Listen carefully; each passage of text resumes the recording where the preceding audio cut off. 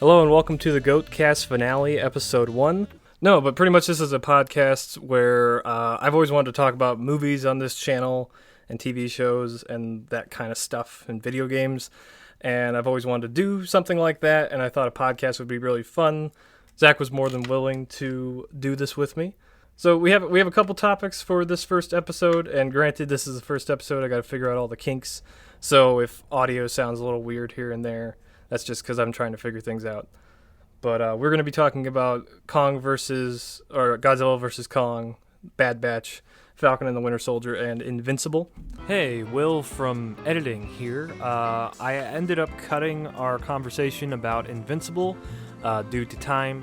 The recording was going on for way too long, and we just kind of skimmed through the show. So instead, we're going to save Invincible for a later date and talk about it more in depth in a future video. So, we just cut it for time. You can hear my air conditioner in the background because it's hot as hell. I'm not shutting that thing off just to record this little bit. So, we'll talk about Invincible some other time. So, we're not talking about Invincible in this video. So, bye. 3 of which are TV shows and 1's a movie. I'll let you know if we're going to talk about spoilers. We'll try to... But we should just have like an open spoiler. We're talking about movies and shows. If you haven't seen movies but if we give like a and... brief overview, and then like if we're going to talk about something that's like possibly spoiling the whole thing, make it known. You know what I mean? Wow. I guess that makes sense. But here's your warning now. Zach's like, we're going straight into spoilers. We're not going around the bush here. We're not pussying out. We're going right into it. Yeah. But either way, I guess our first thing we're going to talk about is Godzilla vs. Kong, which came out a couple months ago at this point. It was the highest grossing movie of the pandemic. Because it's the only movie that came out during the pandemic. No, I mean, Tenet came out, but this movie just made a ton of money. Like, a ton of money in terms of pandemic records of people actually going to the movie theater to watch it. Well, it made the trilogy, and... Is it a trilogy? Has a cult following. Isn't it like the 4th movie in this franchise? I believe it's... No, it's... Because there's Godzilla 2014, Godzilla, King of Monsters, Kong Skull Island, Kong. And then... Oh, well, I guess Kong was kind of a spin-off, but if you want to count it as the 4th... Kong is the best one out of all 3. Of those first 3. I'll agree with you. Is that a monkey? Well, the first Godzilla movie was good. Yeah, it's okay. The 2014 Godzilla movie was good. I liked how that one was grounded. They've kind of gone off the rails since then, which each installment. But Kong went back to being somewhat grounded. I don't know about that one. That one's just kind of high-octane monster action throughout the whole thing. That's why I think I like it the most, because there's constantly something happening. At least the people made sense. Yeah. In a sense. No, that one has a reason for why they're on the island and everything. Not to say that the Godzilla movies didn't have their characters have a reason to be there. In this King Kong versus Godzilla, I don't know why there were so much people in it. Okay, so what's your general overview? Do you like Godzilla versus Kong? I like the fight scenes. I mean, I'm one of the cult fans, so I mean, yes, I enjoyed it, but... I thought it was really dumb. But I guess that's what people are looking for, It's like an action movie. Well, yeah, but I mean, the people I saw it with thought it was amazing, and they're just like, oh, the fights are so cool. But it's like, the fights are like a good 40 minutes of the movie, and then there's another hour of just people talking, and their characters you just do not give a shit about. If you want to watch the YouTube cut of just the fight scenes, and that's all you really need to do. Yeah. I mean, those are the most entertaining part of the movie. It's just funny because a lot of people fixate on that, and then it's like, yeah, but there's another hour to this movie where, like, nothing really happens. I mean, you need to have a face to relate to, and... Yeah, but they don't have him do anything interesting. Get that? No. And how... Oh my goodness, what is his name? Bernie Hayes is the character, played by... Bernie Hayes. Brian Henry. Is that the conspiracy theorist guy? Yeah, he just takes 2 kids on this... Yeah, it's like, you don't just do that to some grown man's like, I'm going to take these kids with me. It's like, that doesn't look good, like, at all. Yeah, you don't do that. You don't put yourself in that situation. Millie Bobby Brown's character's dad is, like, the worst parent ever. Like, he never checks on her, and then, like, they realize that, like, at some point they figure out that they're near each other. You know? At the very end? Yeah. She gets like a phone call a radio, and like he's just kind of like, "Oh, Millie, you're here. I better go look for you in this sea of destruction of this entire city. But I guess the one thing I did like is that they made the smart decision to make Kong like the main character. They gave him a lot Yeah, of which was personality in the movie. yeah, and they kind of made Godzilla kind of ominous, Yeah, they made him almost like like the he's antagonistic force. which was I like that. yeah, I did too because it wasn't like he was arguably he's a huge character, but he was kind of sidelined Yeah, I've heard and it worked. some people say that like if you're a fan of Godzilla, this movie's leans more towards Kong in terms of like favoritism. But like Well, just from like a writing standpoint, we don't know why Godzilla's doing like the characters don't know why Godzilla's acting out. They don't know why he's being so destructive and rude and all this stuff. I And mean, they kind of say it in the movie that worked. he's trying to stay as the top dog, the dominant one. Right, but like nobody knew about the whole mecha thing. No. Nobody knew Mecha Godzilla was a thing, and that was the reason he was upset. Yeah, but he also And like nobody knew that, and they he didn't give Godzilla the forefront because nobody knew. well You know what I mean? they also implied that he killed all these other kaiju's off screen. That was funny. The opening of the movie with like the almost like fighting game statistics. Yeah, yeah. Where it's The like bracket. Godzilla's, kill count, and then it shows Kong, and Kong's killed 2 things, and they're like going head to head, and it's like, well, who's gonna win? Fuck's sake! Like this one's killed like 15, and the other one's killed 2. I don't know why Doesn't seem fair. Like, I don't know. I don't know why they did all that off camera. I don't know, just to speed it It's up, like get to the fighting. there's a time jump, right? Like Kong's island is wiped out by this fucking storm, and he's in this little Yeah, but I mean, Kong Hunger Skull Games Island dome. was in like what the 70s. Right. None of the characters that were in Kong could appear because it was a period piece in that way. Yeah, yeah. No, that makes sense. So they had to introduce new characters and a reason why he's there. And it kind of explains why Kong wasn't in any of the other movies. It's because he was in the dome.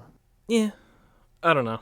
It was just like I said, it was just really dumb. Like this, of course, it's a basic like big blockbuster plot in the sense of this rich guy who wants to fund an expedition. It's like, where does he get this money and how did he get to this point? Who knows? It's like, but he's got hover cars he's all the of a guy with sudden, money. and like he has access to the Hollow Earth, and he's trying to get inside of it. And Kong knows the way because Kong came from there, and he hires some guy who I guess his brother worked on that and died. Yeah, Alexander Skarsgård's character was Pointless. He didn't need to be there at all. well, he tied in, but just like as a character, I felt like he flip-flopped around. Like I thought his dead brother was going to be in the Hollow Earth, but they didn't do that. no, It he seemed exploded, predictable evidently. in the sense that it was like he died on entry, and I'm like, oh, he's going to be like John C. Reilly from Kong. He's going to have a beard and he's running around. Oh yeah, yeah. He's the what was it, Jumanji, where he's just living and surviving out there. But I guess he died. I do want to point out, I'm upset that they did the whole like interstellar Yes. warp thing when they went into the. It's weird. Like, It's why? like it's But they didn't do it coming out. Like no, that's because Godzilla shot a hole through the earth. Like he just dug a way down to look right at Kong. We're just kind of bouncing all over the place, but like, we're bouncing all over this. it's This is fine. why I said spoilers at the beginning. yeah, I like, hope, hey, we're I talking hope about you've this. seen this movie. We'll put it that way. It's been out long We, enough.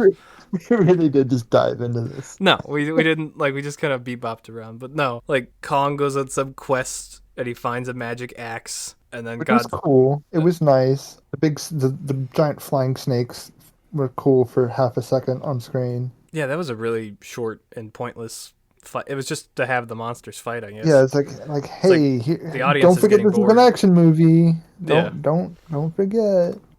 But it was kind of cool. Yeah, but How like you he said, just eats it. Yeah. I don't know what this is, but I'm eating it. why not? No, but just like you said, the Hollow Earth for some reason has like a light source, and I guess you need to light it somehow. I mean, you could have done the whole like Avatar thing with bioluminescence. I think that would have been way cooler. That takes effort. That takes effort and budget and. Yeah, let's just put I a sun in there understand. because we know how Yeah, to we know how to animate just the sun. light. Just one light source, But see, I think that's its biggest problem. Like, it's a monster fight movie. Mm-hmm. Why do we need all this extra shit?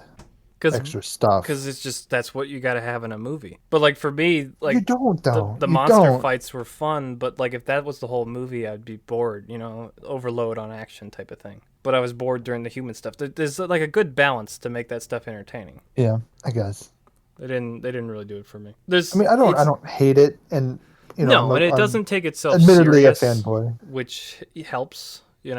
Right. And I'm not a mega fan of Godzilla. I think he's and Kong. I think they're cool because like they have that pop culture significance. Of them, but I haven't watched everything with them in it. But like the action scenes were fun. It doesn't take itself serious. Like I said, Godzilla shoots a hole through the earth and Kong crawls up it, even though it's thousands of miles into the center of the earth. It's just like a hop and a skip out, and then he's there. Like the writers need to find a reason to get those two back together again. Yeah. So they're like, oh yeah, just shoot a hole through the earth. Just do that. I don't know. It's fun. If you're a fan of Godzilla and King Kong, you probably already seen it and you probably really liked it. I don't know if I'd tell people to go out of their way to watch it unless it does interest you. It's one of those things that like if I was to find somebody who is interested in Godzilla and King Kong as characters, I might recommend it, but it's not like I'm gonna go call my uncle and tell him to go watch this movie. Yeah, I got a little excited because Lance Riddick was in the opening credits and he had like 2 lines of dialogue. He was just kind of like, "Godzilla is here," and he's like, yeah. He took his paycheck and walked off set. It was fun to see him, but it's like, why? Just cameo, I guess. It's a good movie if you're in the genre, but if not, you could probably live without it. Check it out if you want to. You've probably seen it already if you were interested in it. Or just watch the 40-minute monster fight cut on YouTube. That's probably a better idea to do, and then just never watch the rest of it. Yeah. You don't need to. Not at all. Yeah, but recently there's been a new Star Wars 3D animated show, the 3rd one they've done, The Bad Batch, which is based off of the clone commando force that was introduced in season 7 of Star Wars: The Clone Wars, and Clone Force 99. Yeah, Clone Force 99. They're making a show of The Bad Batch. There's been 4 episodes out so far as recording this, and it's pretty good. Yeah, I've liked it. I was late to watch it in Clone Wars. I think I watched it this year. Yeah, Clone Wars. Yeah, I think I watched it all this year, all of Clone Wars. Yeah, because you hadn't seen it before. I was recommending. I had never watched it, so I watched it all this year, and then they came out with this, so it's kind of moved right into. It's all fresh in my head. Yeah, and you liked Clone Wars, right? Yeah, Clone Wars was great. There was a couple filler episodes I wasn't a fan of. I'm flying! But the whole show altogether was wonderful. Mm-hmm. No, I really love it, as you know. But like, for me, I was worried because I wasn't the biggest fan of Disney's second animated series they made, which was Star Wars Rebels. It was aimed at much more a younger demographic. Didn't really resonate with me.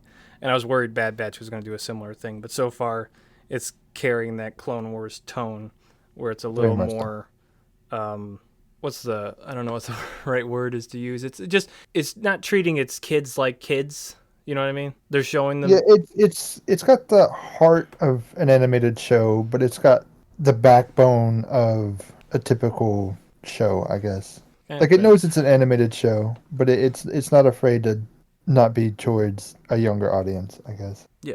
It does have a more kiddie tone in some areas with some of the characters. Like, I'm not a big fan of Wrecker, who's this big, dumb brute who's just supposed to be, like, the comedic relief almost, I feel like he's gotten... Like, I like Wrecker more than Tech now.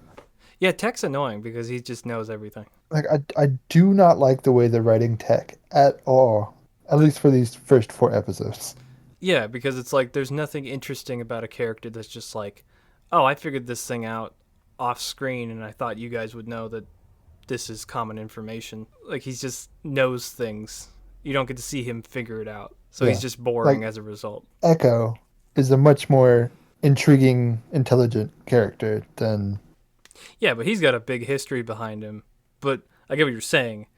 Even with the writing of his character, he serves almost the same purpose as Tech, but he has more of that you see him problem solving on his feet, Yeah. which makes it more engaging to watch than someone who's just like, I know exactly what to do. And it's like, okay. Yeah. All the characters have grown on me a little bit because their first initial debut in Clone Wars, I wasn't big on them. I thought they were a little like, they were too much of caricatures, like, ooh, the leader and the gruff sniper and the big dumb guy and the super smart one. And it was just like, there wasn't much to them in that sense. Yeah. It was just like, oh, these are just basic Caricatures. They're just caricatures. So, but they've done a better job. I wouldn't say anything amazing, but like Hunter seems a little more layered. He's got a bit of a soft side to him. Spoilers for the show, they kind of copying Mandalorian in the sense that they're looking after a young child in the show. The new Star Wars formula put a kid in the show. Yeah, but there's a dad. Yep, there's dads. There's a kid. It's a squad of dads now. They're all dads. Well, more like uncles. Yeah, dad and uncles with a little kid. With a little kid, and then I was really worried about the inclusion of Omega from the trailers because I'm like, oh great, a kid to bog down the show's tone. How do you feel about her? She's come around. Like the last 2 episodes, I've really come to like her. She's got this somewhat innocence, to her. Yeah. And she's not like just able to solve any problem that comes across. She's making mistakes, Yeah, yeah.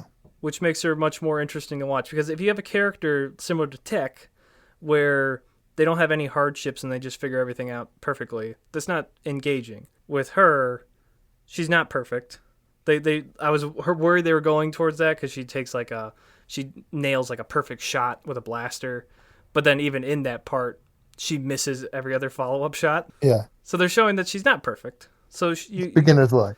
Yeah, and she, like I said, she's got this innocence to her. She's been on Camino, and now she's with these gruff group of soldiers trying to live on the run, and she's just kind of like, "How can I help?" And they're just like, just stay there," like, The dirt scene. I wasn't big on the dirt scene. The pure innocence in dirt. I wasn't big on the second episode in general. It's just like they added this relationship with these characters to someone that they hadn't met before, but we as the audience from Clone Wars know. Yeah, it was, again, things happening off screen. Yeah, what I'm referring to is the farmer clone Cut McClane from season 2, I'm pretty sure, of Clone Wars. It's a character that Captain Rex has a relationship with, but in the show they just imply the Bad Batch also are friends with him. As a relationship, yeah. And it's just kind of like, okay, I get what you're doing, but it's a little odd because we never saw that. Other than just the presumed relationship, I thought the rest of the episode was fine when it introduced the chain codes and... Yeah, but it just seems like a little meandering because nothing, besides getting Cut and his family off the planet, nothing is really achieved for the Bad Batch. Similar, they copied Mandalorian, where Hunter's like, here, take the kid, you can give her a better life. But then, like, it just reverts back to her being with them. So nothing was really accomplished in that sense. Just seemed like spinning wheels that didn't get anywhere. Development and character relationships. Yeah, that was mainly it. And like I said, they helped Cut and his family. Which is good to think that Cut's still out there somewhere. Yeah. But like for me, my favorite part of the show so far has been Crosshairs, who has become my favorite character. Like he's just, I love the voice.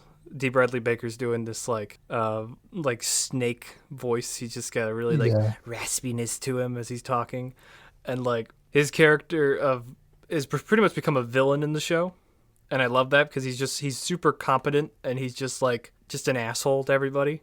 And I thought that's how he was in his inclusion in Clone Wars, and the fact that they went with that and make him a villain, it feels like they're alluding to him possibly being redeemed in some way. Yeah, there's always that hope of redeeming him. I hope they don't do that. And there's still, you can kind of see a power struggle, like when he's by himself.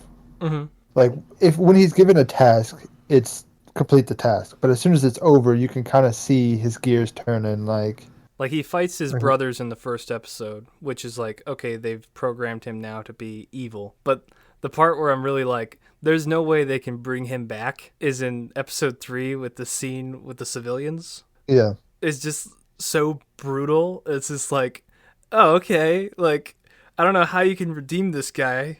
I guess Anakin got redeemed in the end of Star Wars, and he killed children. So it's like, it's not that far of a stretch, but still. Of women and children, too.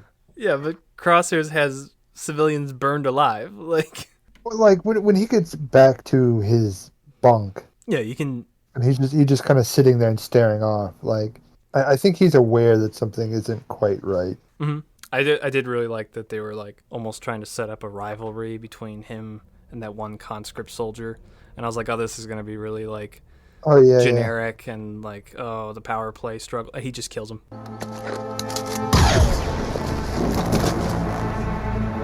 I'm just like, yep, just like I'm not dealing with you. I love that.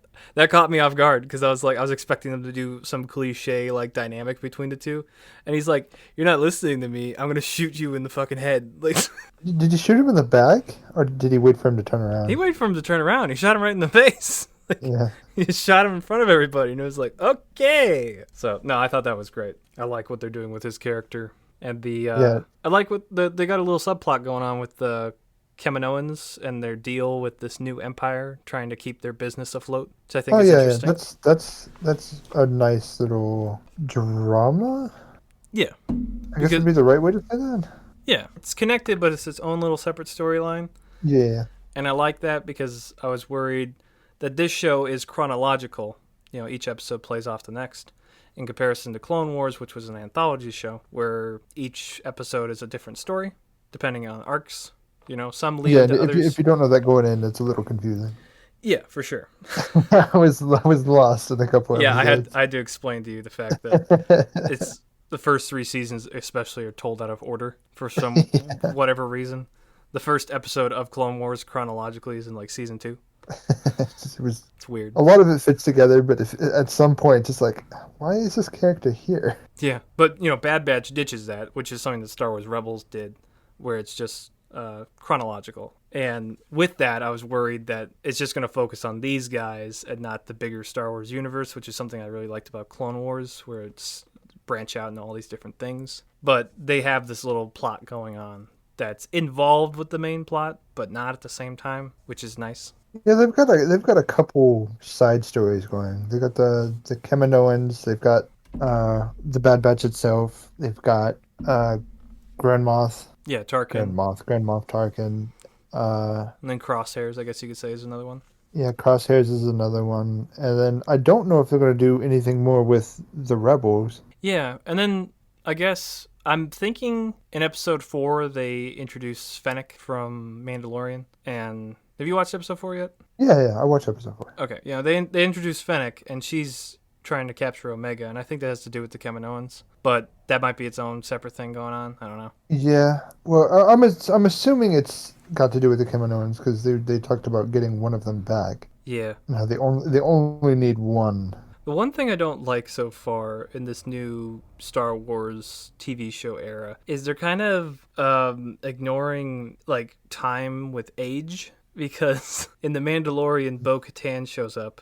And she's like the same age that she's in like Clone Wars, you know, she hasn't aged that much.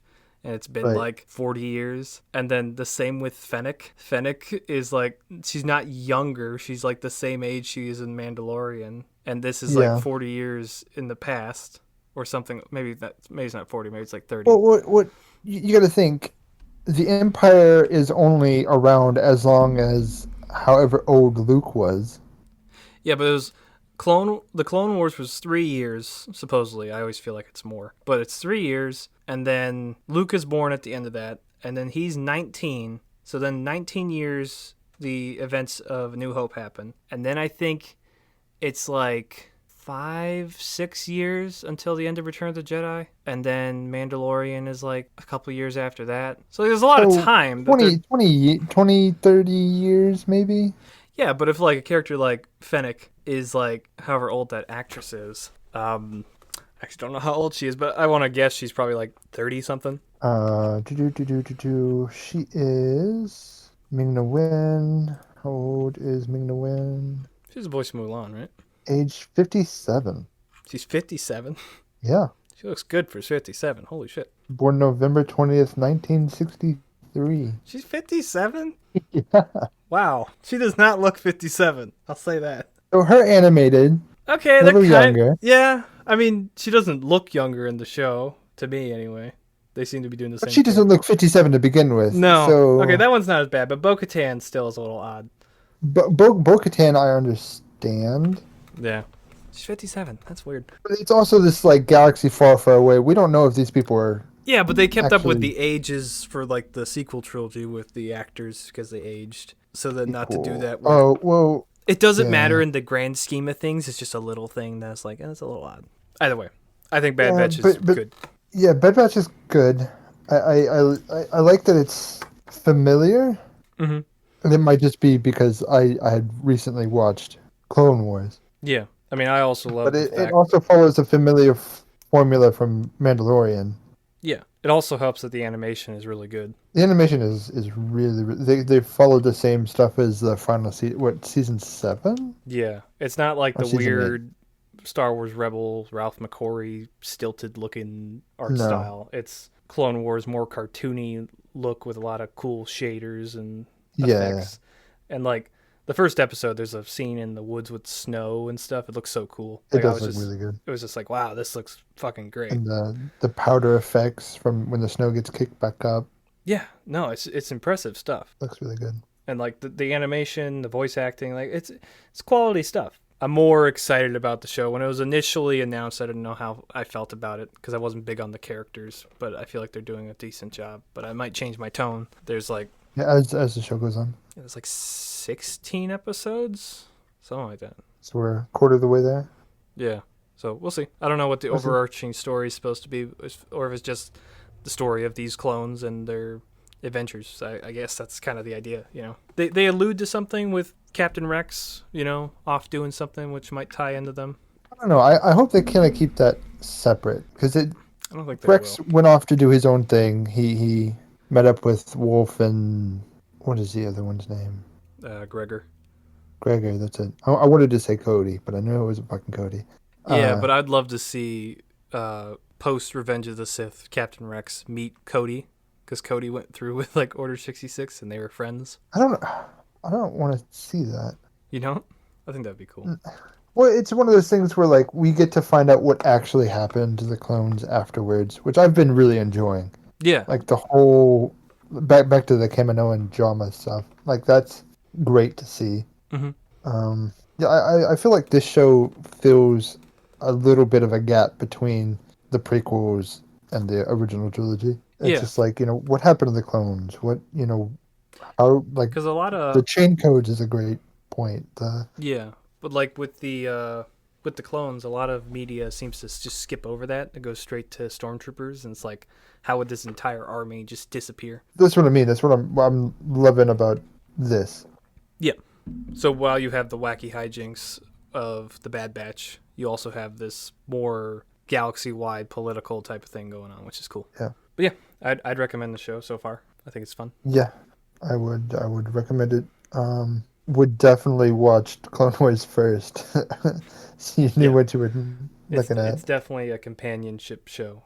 It's like if you haven't seen Clone Wars, you might not understand some things. But Yeah. yeah, another show that came out a while ago was Falcon and the Winter Soldier, Marvel's second live-action TV series. Yeah, what'd you think of that? I enjoyed it a lot because I'm a large Marvel fanboy. Yeah, you're more of a Just Marvel fan than seeing, me, for sure.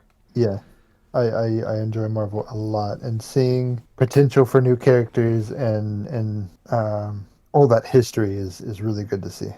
Yeah, I think the best part of the show is the title characters. Sam Wilson and Bucky Barnes are definitely like the highlight. I really Yes, like their interactions with each other. They play off each other really well, and they're just fun to watch. You know, like any scene with those two in it is like it was great. You know, Fight one of the three. So who are you fighting now, Gandalf? How do you know about Gandalf? I read The Hobbit. So you see my point. No, I don't. There are no wizards. Doctor Strange. Is a sorcerer. and I love the sort of hijinks between them. didn't always land for me. Like Yeah. their jokes because they're just kind of dicks to each other, and I was like, why are they mad at each other? And they explain it in the show. Yeah. One of them's holding a grudge for what another one did, but like But it's the best friend argument. Like they're both best friends to a person, Captain America, just at different time periods. And now they're together and like, okay, who's better than the other? yeah, and I like the fact that they give the character of the Falcon more time, because it feels like he was great in Winter Soldier, and then in everything else he's just kind of been there. He doesn't really have much to do. Right. And this show is really his show. I mean, he's the first name. Bucky's there Yes, too. the Falcon and the Winter Soldier. Yeah. Yeah, it's Sam Wilson's story about him, getting the Captain America title, stepping up to the plate, which is cool. Great.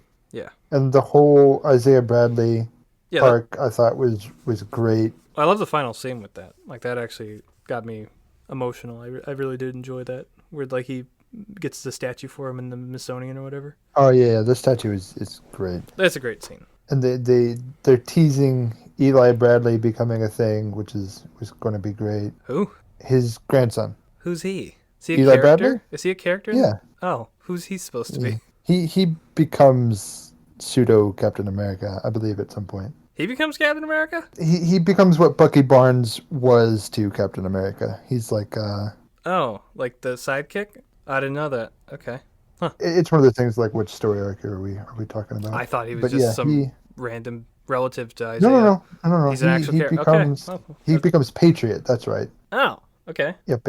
I don't know who that is. No, I get in the comics they have like the Avengers of New York, the Avengers of California, and he becomes one of those groups. Okay, Captain America for everybody, I guess. Well, he just No, but all the character stuff in the show I enjoyed. My probably the least favorite thing was the action scenes, because they're just like shaky cam, weird close-ups and continuity errors. Like, none of the action, like, I wasn't excited when an action scene started. There was one fun one in the finale involving like a helicopter rescue that was really fun to watch. But then, like, the first action scene of the show with Falcon chasing down a plane just boggled my mind with continuity errors. It really bothered me.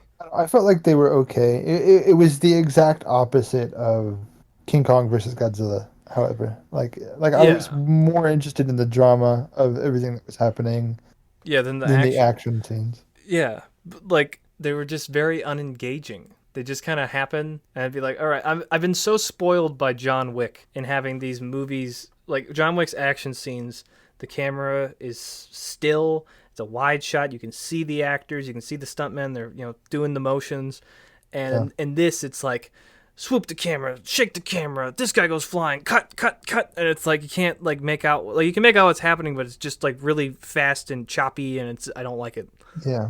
Like, someone will get punched, and the camera cuts to the punch, and then cuts to them flying, and then cuts to them hitting the ground, and it's like too many cuts. Stop it. Yeah, but you gotta hide all the wires. Exactly. It's like there's a great gift, I don't know if you saw, of Bucky trying to stand up with the shield, and you could see it's a rubber shield and it's bending. Oh, really? Yeah, he's like got it in his hand. So I thought it was funny. That doesn't look very good. There's that great gif of Thor trying to catch his hammer in like the first Avengers movie. Oh yeah, that one where he's like juggling it around. That's a great little blooper. That's a great one. Yeah. But yeah, what did you think of John Walker? I don't see the hype. A lot of people were saying he US was like agent. A lot of people were saying he was like the highlight of the show. I really didn't care much for him. He was fine. I get the idea that it's like Captain America was the perfect soldier, and this is a guy who went through the military system and came out the other end broken. He's not like Steve, where he's the altruistic, man who never lies type of thing, man of honor. This guy's like a little messed up, but he tries to be good. He's just skewed by a little bit. I don't know. I just really wasn't connecting with his strife. Like, they're trying to make him somewhat sympathetic, but also like you shouldn't like this guy, right?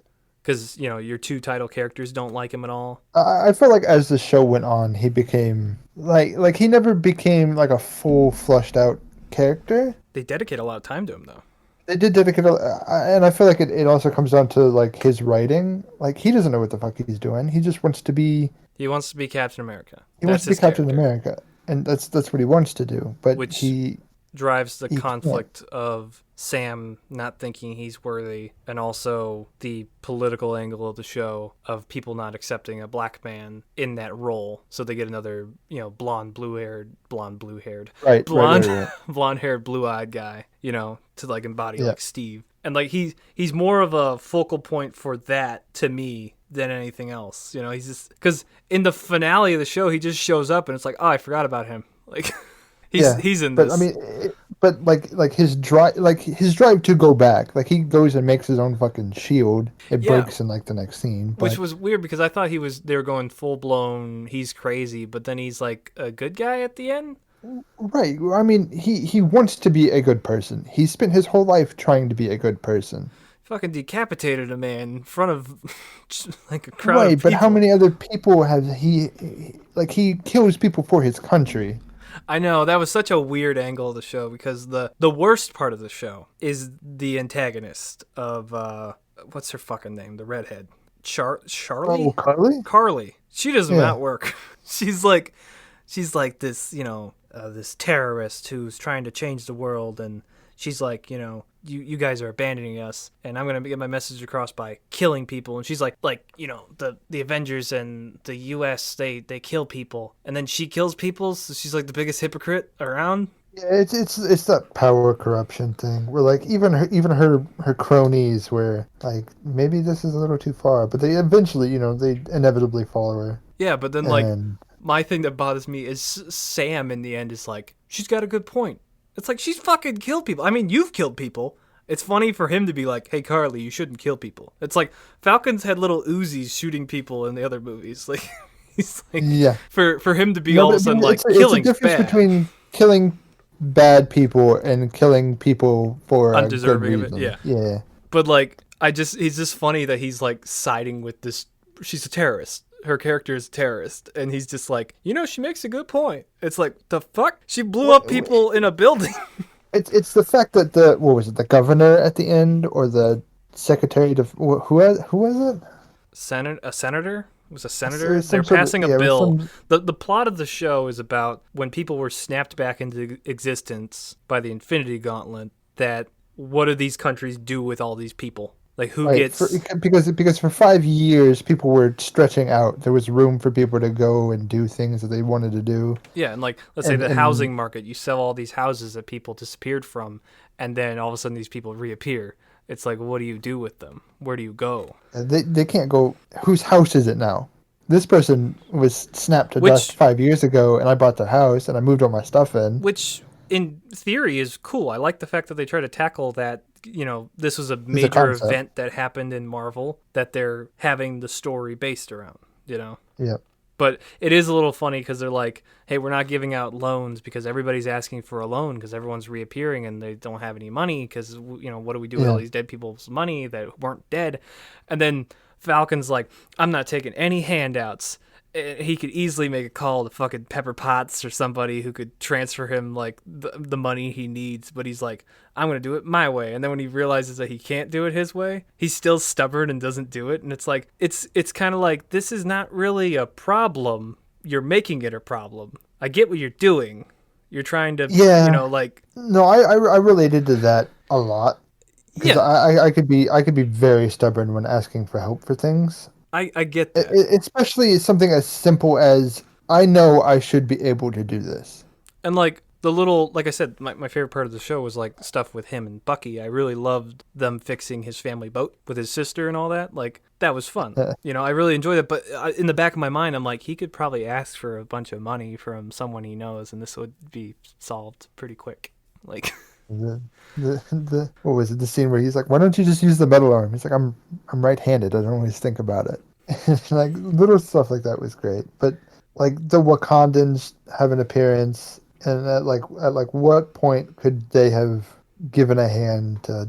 yeah, there's it. That is the This is like the my issue with the MCU Spider-Man is he's not the Peter Parker that has to have money problems because he literally just gets everything handed to him. And with this show, Right. they're like, Falcon's refusing to even do that, but they have to acknowledge it in the show so people like me aren't like, why didn't you just call them? He's just like, I'm not calling them, getting the handouts. And it's like, oh, okay, he's just being stubborn. But there's a big plot around that it's like, you could solve this. You got a lot of friends. Right. But I mean, it's no, you're right. It's one of those things where, yeah, I need help, but I don't want people to know I need help. Yeah. It's just being stubborn and Which, in a like way, the scene at the bank where he's like, I should be able to do this. I've put my time in. I have worked with this bank before. And then, okay, well, now the rules have changed and everything prior to this doesn't exist anymore. Like, so what? You've done business here. We're in a crisis. Yeah. Which, like I said, all that.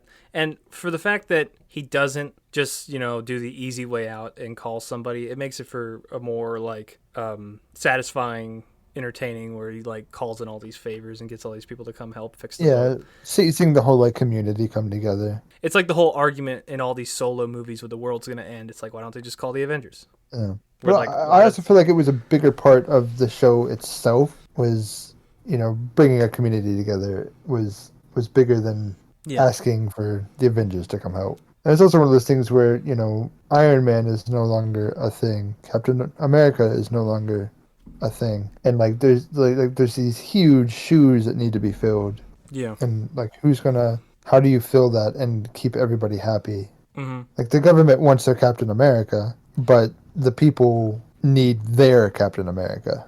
Yeah. And it was one of those things. And it worked, but like I've talked to you personally about this before. I haven't talked about it on here.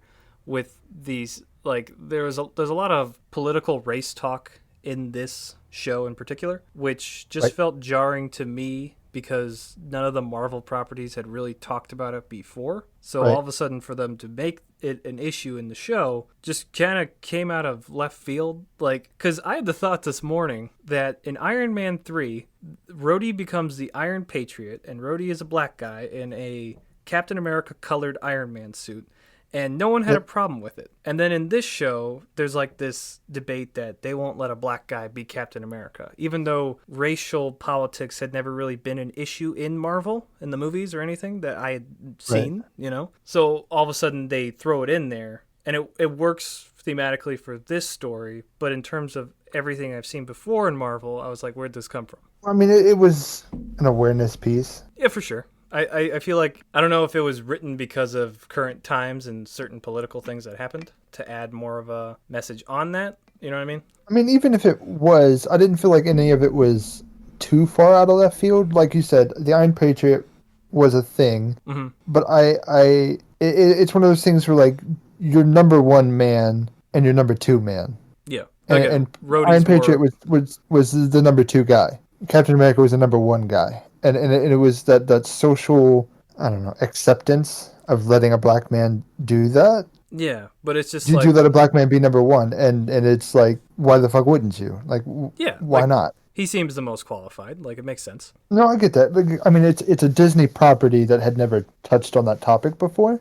And they didn't hold back in any way when they did touch on the topic, which I enjoyed. I liked it. I liked that it was raw. It was, this is the way things are, and we're not afraid to talk about it. There was a lot of lighthearted points in it, but I felt like a lot of it was like real social interactions that you could have with a human being. Like somebody's feelings might get hurt, but it's conversation that needs to be had. And it was, I enjoyed the show on that aspect very much. Like I said, it's just that it was a different story for Marvel to tackle that they haven't done before. So in that sense, it is, like it does deserve its praises. The fact that it's tackling these different issues. It's willing to do it and not be light-footed about it. The only part... I would rather them do this full bars than walk on eggshells. Yeah. The only part that doesn't necessarily work entirely is like him with the senator, and he's just like, "Hey, Senator, do you know that people are suffering? And you should do better." And the senator's just like, "Wow, I never thought of that." And it's like, the show wraps up a little bit too neatly for the subjects that they're talking about. Yeah. I mean, but this is also a Marvel property, so there's probably going to be two more things that kind of wrap up the rest of it. You know what I mean? Yeah, like it's an overarching story that always is continuing to grow. Yeah, Marvel. It just continues into the next property. I'm pretty sure the writers of Falcon and Winter Soldier are going to be directing the next Captain America that's starring, Anthony Mackie in the role. Well, that'll be good. That'll be, yeah. So I like that. Yeah, that movie will probably carry over the story from this. Good. Because it's good. Would you even call it a TV show? It's more like a mini movie, right? Or not even a mini movie. It's longer than a movie. Because are they going to have a season 2? I think it's just going to lead into a movie. Like WandaVision was a single series. Yeah.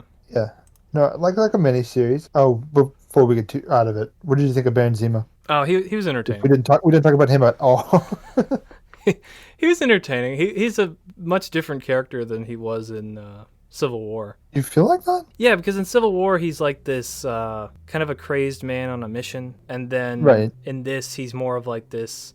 He's still got that mission in mind, but he's like this. All of a sudden he's rich and he's got like a butler and this huge like facility open to him. Because it came off in the first movie, in the movie he was in debuted. He was more of just this man that no one knew of. But in this, now he's like a rich supervillain. He had planned out a mission and set off to do it. Yeah, but I'm just saying and- he and didn't in have a lot this, of he development in Civil War. So now that he shows up and he's got all this stuff that was not established, it's just like, oh, I guess he's got this stuff at his disposal. Well, he didn't have time.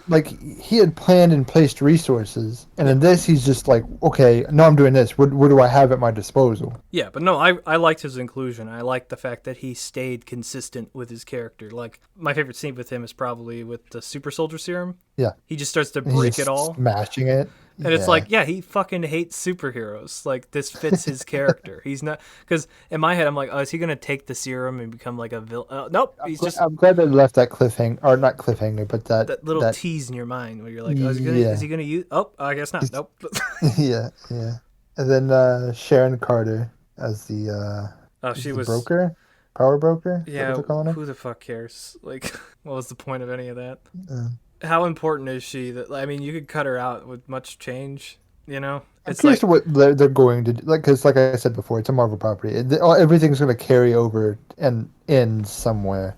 Yeah, I like the fact that they're like going full blown. It seems as her as a villain because they're doing something with her character that's a little more interesting than what they've done before. Because she's never really been that big of a character, you know. Give credit to the Marvel writers. Like, they use everything. Like, nothing is spared.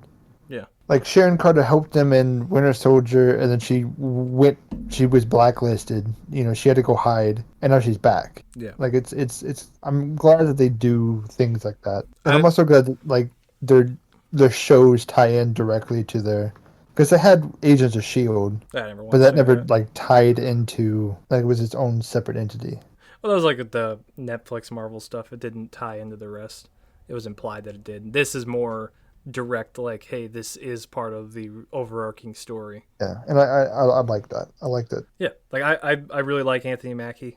Can't wait to see more of him as the Captain America role. Give him more of a front man role where he gets to carry, because he's great. Obviously he's a very charismatic person. Yeah, and like Captain America is like the leader figure of the Avengers, so I would assume he's going to be leading them, which would be cool. But yeah, I wasn't crazy about the whole show. It's not one that I like think to rewatch that often. But if you're a Marvel fan, you'll probably like it. You know? Yeah, I think I'm in the opposite boat as you. I would recommend it even if you're not a Marvel fan, just because it's a fucking awareness piece. Yeah, in that sense, but like from action and like some of the story stuff, it does kind of lull a little bit. Oh, in the action, yeah, I can see that. Like I'm not that I only need action. It's just that I'm not like pumped to rewatch it anytime soon. I watched it, enjoyed it, liked a lot of parts of it, but it's not like, oh, let's go watch Falcon and Winter Soldier, you know? Yep. I feel like I'd rewatch WandaVision before I watch this. Give it some time. You know what I mean? Like, you've forgotten scenes in WandaVision. You probably haven't forgotten too much of the Falcon. Is there a way to abbreviate that, the Falcon and the Winter Soldier? I just feel like that's a mouthful. Fawa?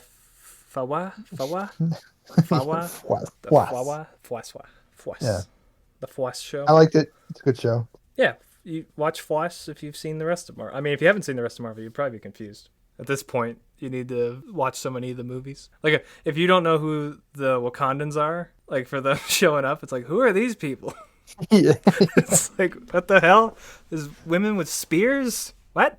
No, but I think that's about does it for this first episode. It might be a little long, and like I said, the audio might be here and there. But it's first time doing this. I got to work out all the kinks. But yeah, thank you so much for listening and watching. If you haven't noticed, I have some Lego figures of me and Zach as the footage. I worked on those for a while. Just give you guys something to look at while we talk. Thought it'd be a fun little idea. But as you guys know, I do Lego figures. I do have a couple things in the works. There'll be some videos on some stuff. I won't say what they are here right now. Definitely stay tuned for that stuff. I have a Flickr, a Twitter, and an Instagram.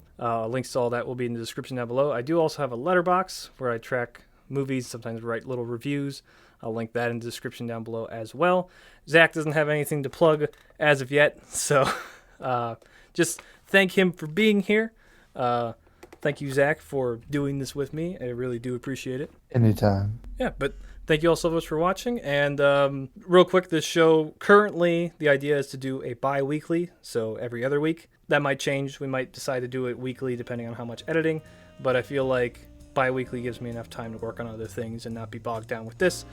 I'll let you know if there's any changes in the community tab. But like I said, thank you so much for watching. Hope you all have a nice day. And we'll catch you later. Bye, everybody. You want to say bye again? That sounded awful. Everybody. Say it one more time. Is this just not working? Like Goodbye, everybody. there you go. It really cut out for some reason. Damn.